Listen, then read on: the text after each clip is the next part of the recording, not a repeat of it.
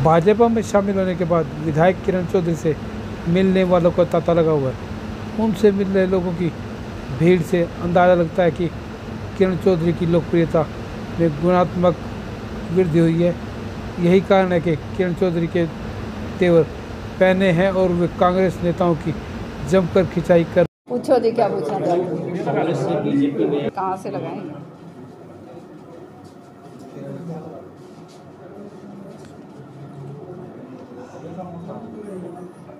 ये दोनों ठीक।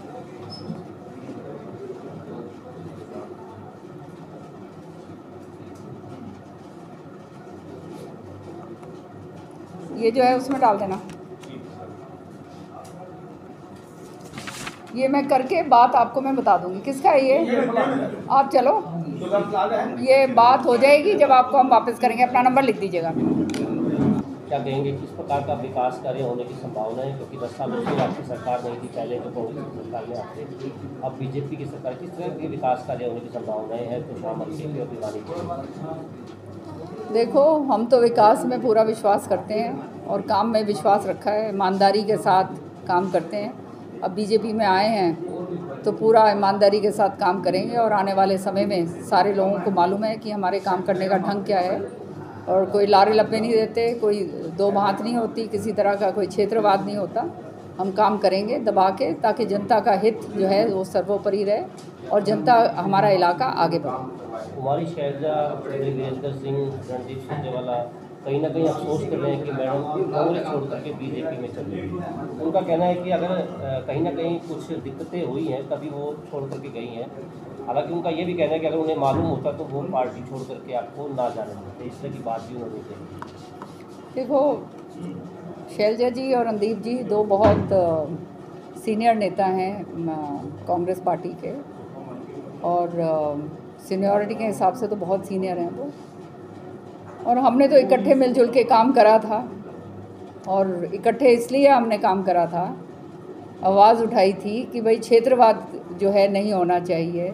लोग जो हैं, कार्यकर्ता जो हैं, उनका सामान्य काम मान सम्मान होना चाहिए और उनका काम होना चाहिए, लेकिन वो नहीं हो रहा था। जो है वहाँ पर बड़े दुर्भाग्य की बात है कि जो है वो मैं और मेरा दोनों बाबू ना पिता पुत्र के अलावा जो है कोई और तीसरा नज़र नहीं आता।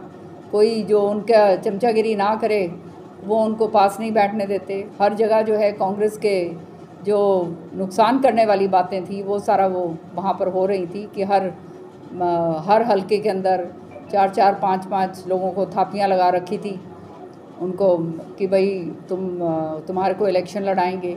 तो आप समझ सकते हो, अब इलेक्शन जो है 2 महीने बाद हैं, टिकट तो एक आदमी को मिलेगी, जो बाकी जो 4 हैं दूसरी पार्टी पके पकाई उनको लेंगे या वो इधर उधर काम करेंगे। तो कांग्रेस के आने के हालात तो जो हैं बिल्कुल दिख ही नहीं रहे थे।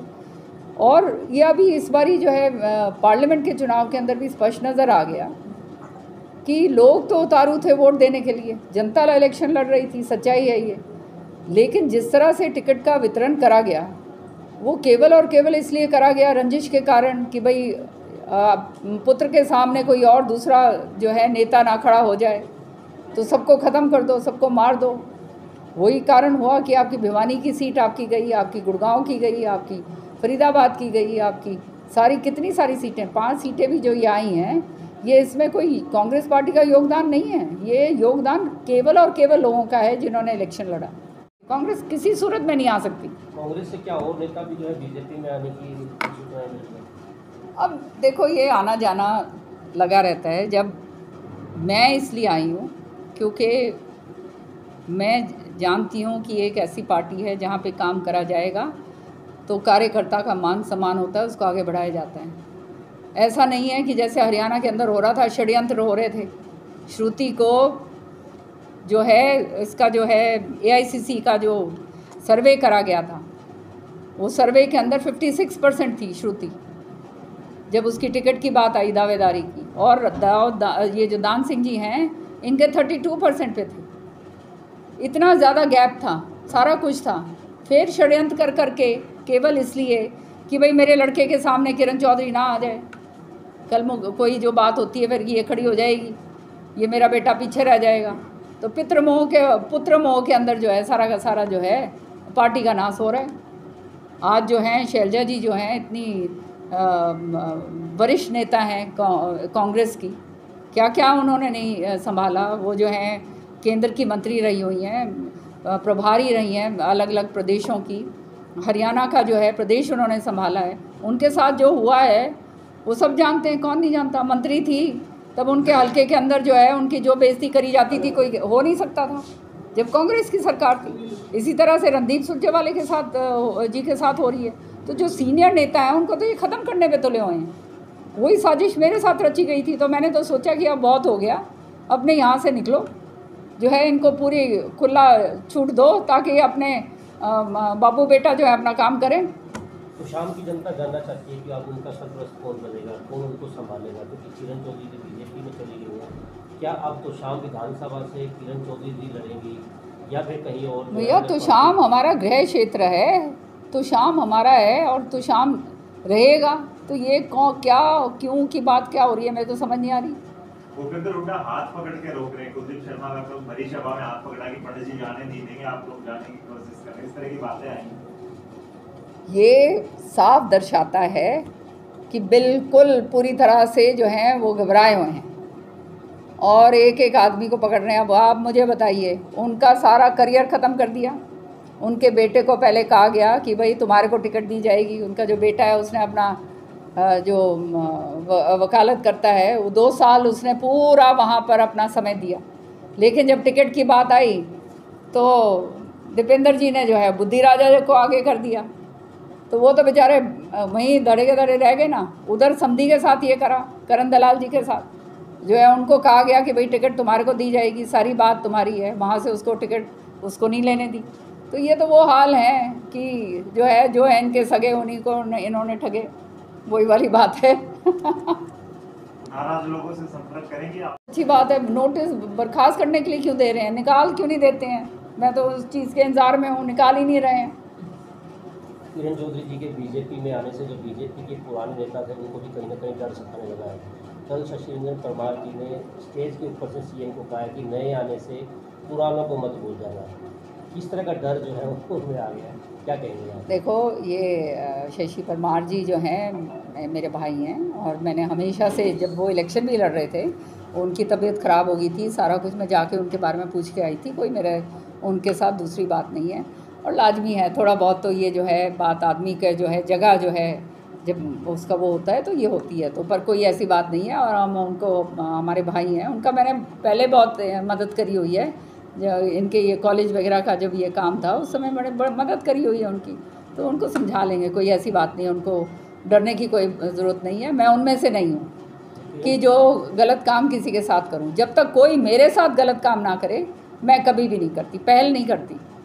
किरण चौधरी जी का मन अब क्या है, तो शाम से लड़ने का है या राज्यसभा में? अब ये तो आपको अभी बता दिया तो फिर आपकी फिर खबरें कैसे चलती रहेंगी, ये तो अभी नहीं बताती मैं।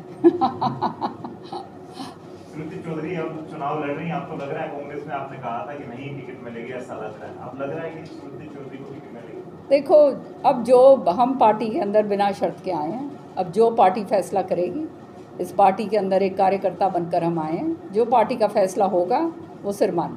हरियाणा में क्या लग रहा है, क्या स्थिति रहेगी बीजेपी की, जीत रही? प्रचंड बहुमत से जीतेगी। आज के दिन भी जब तीसरी बार आपने देखा 46 सीट्स के ऊपर बीजेपी जीत कर आई है, अभी भी तो बहुमत तो अभी भी है और इसके बाद और बढ़ेगा। अब ये जो चुनाव जब है, हमारे जैसे भी आ गए हैं तो हमारे वाले कार्यकर्ता भी इसके अंदर ज़बरदस्त योगदान देंगे। और लोगों ने देख लिया है कि जो कांग्रेस है जो हरियाणा के अंदर, वो स्थिति ये है कि जो खेत जो है वो जो बाढ़ है वो अपना ही खेत को खा रही है। तो जब बाढ़ ही अपने खेत को खा जाएगी तो फिर आगे बढ़ेगी कैसे? फिर कांग्रेस नहीं बढ़ सकती।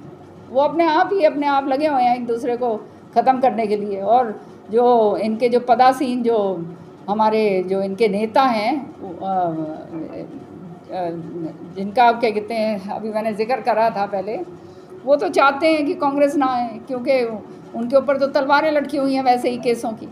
तो वो तो वही काम करेंगे जहाँ पर जो उनको बोला जाएगा। तो देखो, अभी राव बहादुर सिंह जी आए थे सारे के सारे जो हैं सब लोगों को पता चल गया है अब कि हालात कांग्रेस के अंदर क्या हैं और वो सुधरने वाले हालात नहीं हैं। तो अच्छा है फिर कम से कम अपना योगदान ऐसी पार्टी में दें जो सत्ता में आ ही रही है और जो है जनता के और कार्यकर्ताओं के काम करने में विश्वास रखते हैं। मुझे देखो, आपको मैं एक बात बताऊं, जहाँ तक जेपी का सवाल है, वो तो हमेशा से इस तरह के जो हैं बयान देते आए हैं, सब लोग उनके बारे में जानते हैं और वही कारण है वो कभी आगे नहीं बढ़ पाए। जिस तरह का बयान उन्होंने दिया है ये उनकी ओछी मानसिकता जो है वो दिखाता है कि बेटियों के प्रति, महिलाओं के प्रति उनकी क्या सोच है। और मुझे तो हैरानगी है कि इस तरह का आदमी कांग्रेस का जो है एमपी बन गया। जो कांग्रेस की जो है विरासत किसने संभाली? कांग्रेस की विरासत इंदिरा जी ने संभाली, नेहरू जी के बाद महिला थी ना, पूछिएगा ये आप जेपी जी से। और उनके बाद जो है राजीव जी के चले जाने के बाद किसने विरासत संभाली? सोनिया जी ने संभाली। 24 साल तक जो हैं सबसे ज़्यादा लंबा अरसा जो है कांग्रेस की प्रेसिडेंट रही। तो जेपी से पूछिए, आज के दिन जब अपने ही नेताओं के ऊपर इस तरह से वो ये जब मेरे पे टिप्पणी कर रहे हैं तो इसका मतलब अपने नेताओं पे भी ये टिप्पणी आ गई है उनकी। तो ऐसे आदमी को तो कांग्रेस को निष्कासित करके बाहर करना चाहिए।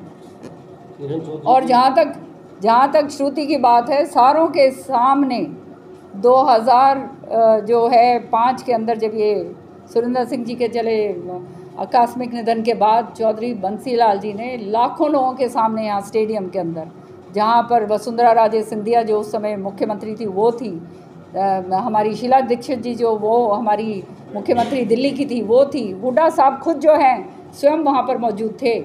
वहाँ पे सबके सामने श्रुति के सिर के ऊपर पगड़ी रखी थी, वो सब लोग जानते हैं इस बात का। और फिर उसके बाद महापंचायत हुई थी। महापंचायत ने पूरा तय करा था कि ये विरासत आगे जो है किरण चौधरी और श्रुति चौधरी लेकर जाएंगे। और उसके बाद जो है इस तरह की बातें जब करी जाती हैं तो ये मुझे समझ नहीं आता। इनके घर में, मेरे ख्याल में इनके घर में माँ बेटियाँ हैं ही नहीं कि कोई इज्जत की बात करें। ये तो महिला विरोधी हैं खुल्लम खुल्ला।